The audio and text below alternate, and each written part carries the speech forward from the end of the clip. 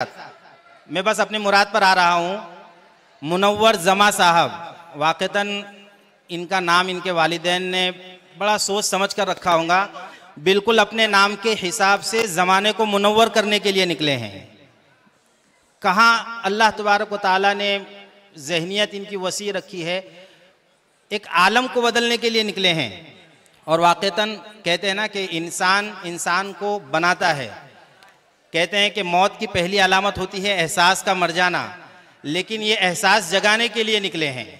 रोते हुए को हंसाने के लिए निकले हैं, गिरते हुए को उठाने के लिए निकले हैं, बिखरे हुए को संवारने निकले हैं, बिगड़े हुए को सुधारने निकले हैं, सुधरे हुए को निखारने निकले हैं, बेहया को बाहया बनाने निकले हैं, गुनहगारों को नेकोकार बनाने निकले हैं।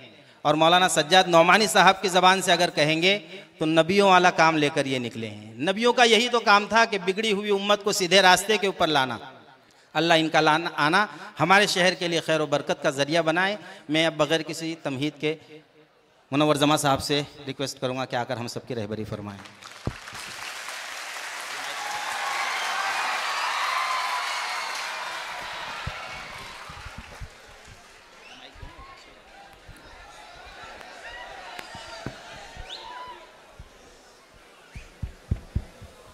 सीटी वगैरह ना बजाएं, तहजीब का ख्याल रखें।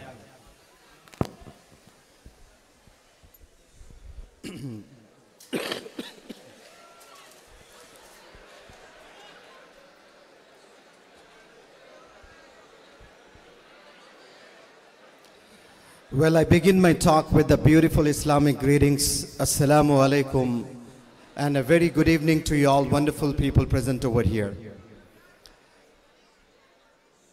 I conveyed the beautiful greetings, Assalamu alaikum, but I didn't get any response from the audience. I have literally got the response, but I didn't get the response with the enthusiasm I was expecting. English? नहीं चलेगी? मैं English teacher हूँ। कुछ कलिमात बोलने की इजाज़त तो दे ताकि लोग को पता चले कि ये बंदा इंग्लिश जानता है। क्योंकि I have begun my career as a teacher, as a trainer, English teacher that too. Well, I take this opportunity, this splendid opportunity to thank the power of all powers, the King of all kings, Allah subhanahu wa ta'ala, for blessing me this splendid opportunity to interact with you all wonderful people. And I'm equally thankful to Jamiyat, who has invited me to address the youngsters, the parents and the aspirants of Nandurbar. And let me also thank the visionary leader of our community, Sheikh Maulana Huzaifa Wastanvi Sahab, for inviting me to Akal Kuwa, where I am imparting the skills of communication skills to about 2,000 students of madrasa. मैं किसी ने बहुत सही कहा, आज मुझे एहसास होता है कि आप खुद की जुबान में जब बात करते हो तो सकता है कि उनके दिमागों में ये बात जाए, लेकिन जब आप ऑडियंस की जुबान में बात करते हो तो उनके दिल में वो बातें उतरती है। तो मैं वापस उर्दू हिंदी जुबान पर आ जाता हूँ ताकि हजरत ने फरमाया था कि दिल के कानों से सुनो। तो दिल के कानों से अगर सुनना है आपने तो वाकई उर्दू में बात करना बहुत ज़रूरी है। बहरहाल मुझे बहुत खुशी हुई है कि इतने नौजवान स्टूडेंट्स यहाँ पर बैठे हैं। डिसिप्लिन का होना बहुत ज़रूरी है। आप लोग मुझे देखने आए तो मैं पुतला बनकर आधा घंटा खड़े हो सकता हूँ वहाँ पर। अगर आप मुझे सुनने आए हो तो आप पुतला बनकर मुझे सुनना पड़ेगा। बताएं, राजी है, तैयार है? हाँ, अगर देखना चाहते हो I can stand over here for about 1 hour. But if you want to listen to me, then you have to maintain silence. आप लोग खामोशी इख्तियार करें। मैं कोशिश करता हूँ इंशाअल्लाह कुछ अच्छे बातें रखूं मेरे तजुर्बात आपके पास रखूं। देखें, ये हम लोग का इस दुनिया में आना, इसके पीछे एक मकसद है। हम ऐसे ही पैदा होकर मरने नहीं आए हैं। जैसे कीड़े पतंगे पैदा हुए मर गए, कोई मकसद नहीं है। लेकिन आप, मैं और हम पैदा हुए हैं तो हम 3 वक्त खाने के लिए पैदा नहीं हुए हैं। हम सिर्फ अपना मकान बनाने के लिए पैदा नहीं हुए हैं। हम दावतें करने के लिए पैदा नहीं हुए हैं।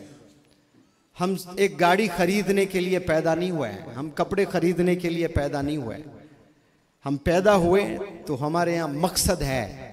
वो मकसद ये कि जिए और दूसरों को जीने दें, जिए और दूसरों को राह दिखाएं कामयाबी की। अल्लाह से कनेक्ट कैसे हो जाएं, गुनाहों से हम कैसे बचें, ये हमारा मकसद होना चाहिए, ये पर्पस होना चाहिए। तभी हमारी जिंदगी कामयाब, फिर आखिरत कामयाब इंशाअल्लाह। इस ऑडिटोरियम में जितने हजरात तशरीफ फरमा हैं, उन सब के कुछ ना कुछ तो ड्रीम्स होंगे, कुछ ना कुछ ख्वाहिशात होंगे, कुछ ना कुछ डिजायर्स होंगे। But let me bring it to your kind notice, by just dreaming you will not accomplish your goals. Desires होना ये काफी नहीं है। सबके डिजायर्स हैं, सबके ड्रीम्स हैं। गरीब से गरीब इंसान भी ख्वाब देखता है, उनमें डिजायर्स होते हैं। और वो डिजायर्स को कैसे एक्सप्रेस किया जाता, काश मैं भी ऐसा होता, काश मेरा भी ऐसा घर होता, काश मेरे पास भी ऐसी नौकरी होती। ये काश में 80% उम्मत जी रही है। हमें उस काश से बाहर निकलना पड़ेगा। डिजायर्स से कुछ नहीं होने वाला है। बर्निंग डिजायर होना चाहिए। एक होता है सिर्फ डिजायर, दूसरा होता है बर्निंग डिजायर। वो डिजायर जो कभी आपको सोने ना दें, वो डिजायर जो आपको हमेशा जागे रखें, वो डिजायर आपसे मेहनत करवाए, वो डिजायर आपको मसरूफ रखें, वो डिजायर आपको मंजिल तक लेकर जाएं। वो बर्निंग डिजायर होना बहुत जरूरी है। वरना 80-90% उम्मत तो सिर्फ ड्रीम्स में जी रही है। और ड्रीम्स जब फुलफिल नहीं होते हैं, पता है क्या होता है?